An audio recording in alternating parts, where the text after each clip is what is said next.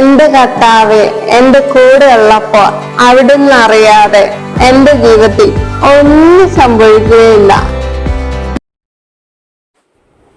സ്നേഹമുള്ളവരെ, ആദ്യമായി തന്നെ നമ്മുടെ എല്ലാം അഭിമാനമായ ഭാരതസഭയുടെ പ്രഥമ വിശുദ്ധയായ വിശുദ്ധ അൽഫോൻസാമ്മയുടെ തിരുനാൾ മംഗളങ്ങൾ ഏവർക്കും ആശംസിക്കുന്നു.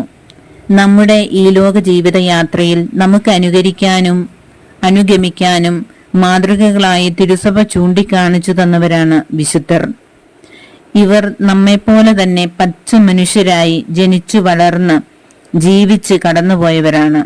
വിശുദ്ധ അൽഫോൻസാമ്മ പറഞ്ഞു, എന്റെ കർത്താവ് കൂടെയുള്ളപ്പോൾ അവിടുന്ന് അറിയാതെ എന്റെ ജീവിതത്തിൽ ഒന്നും സംഭവിക്കുകയില്ല എന്ന്. ദൈവം കൂടെയുണ്ട് എന്ന അവബോധം അവൾക്കുണ്ടായിരുന്നു. ക്രിസ്തുവിനോട് കൂടി ആയിരിക്കുക എന്നതാണ് ഏറ്റവും വലിയ സന്തോഷം എന്ന് മനസ്സിലാക്കിയ അവൾ എന്നും കർത്താവിനോട് കൂടെ ആയിരിക്കാൻ നന്നേ ചെറുപ്പത്തിൽ തന്നെ ആഗ്രഹിച്ചു. ദൈവം കൂടെയുള്ളത് ഒരു വലിയ കരുത്താണ്.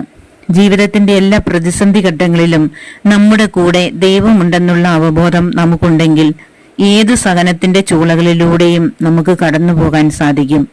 നമ്മുടെ സഹനങ്ങളൊന്നും വെറുതെ ആകുകയില്ല. അവയ്ക്ക് സ്വർണത്തിന്റെ മൂല്യമുണ്ട്.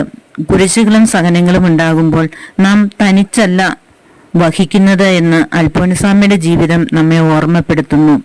ദൈവം കൂടെയുള്ളപ്പോൾ പ്രശ്നങ്ങൾ ഇല്ലാതാകുന്നില്ല, അവ ചെറുതാകുന്നുമില്ല. പക്ഷേ നമ്മൾ യേശുവിലേക്ക് വളരും.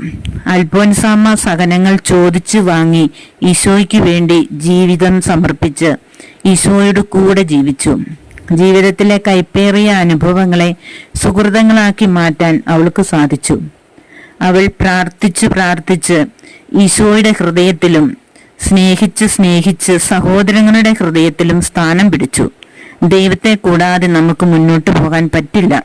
ജീവിതം വെച്ചു നീട്ടുന്ന സഹനങ്ങളും വേദനകളും കഷ്ടപ്പാടുകളും ദുരിതങ്ങളും കുറ്റപ്പെടുത്തലുകളും രോഗപീഠകളും എല്ലാം തമ്പുരാന്റെ ഇഷ്ടങ്ങളാണെന്ന് കരുതി ഈ സഹനം ഈശോ അറിഞ്ഞ് ആശീർവദിച്ച് ഇപ്പോൾ എനിക്ക് തരുന്നതാണ് എന്ന വിശ്വാസത്തോടെ അവൾ സ്വീകരിച്ചിരുന്നു.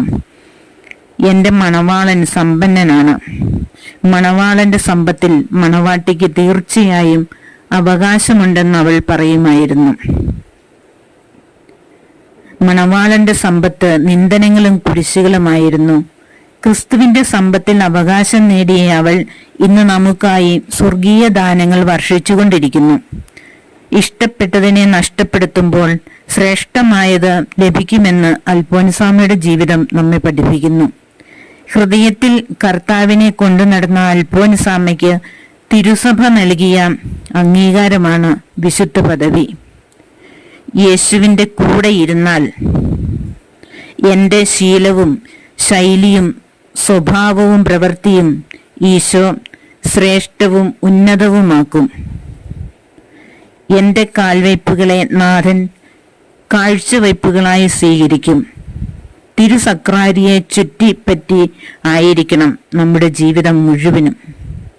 അവിടെ ജാഗ്രത കെടാവിളക്ക് പോലെ ഉണ്ടാകണം. വീണ്ടും അമ്മ പറയുന്നു, എന്റെ ബലി പൂർത്തിയാകുമ്പോൾ എന്റെ ദിവ്യനാഥൻ എന്നെ വിളിക്കും. അപ്പോൾ ഞാൻ ഒരു ഓട്ടം ഓടും. എന്റെ വീട്ടിലേക്ക് ഞാൻ ഓടി എന്റെ കർത്താവിന്റെ മടിയിൽ ചെന്നിരിക്കും എന്ന്. അതെ, നാം എവിടെയായിരുന്നാലും കർത്താവിനോട് കൂടെയായിരുന്ന് സ്നേഹത്തിൽ അധിഷ്ഠിതമായ ഒരു ജീവിതം നയിച്ച് നമുക്കും വിശുദ്ധരായി തീരാം. അതിനായി വിശുദ്ധ അൽഫോൻസാമ്മയുടെ മാധ്യസ്ഥം നമുക്കും തേടാം. നന്ദി.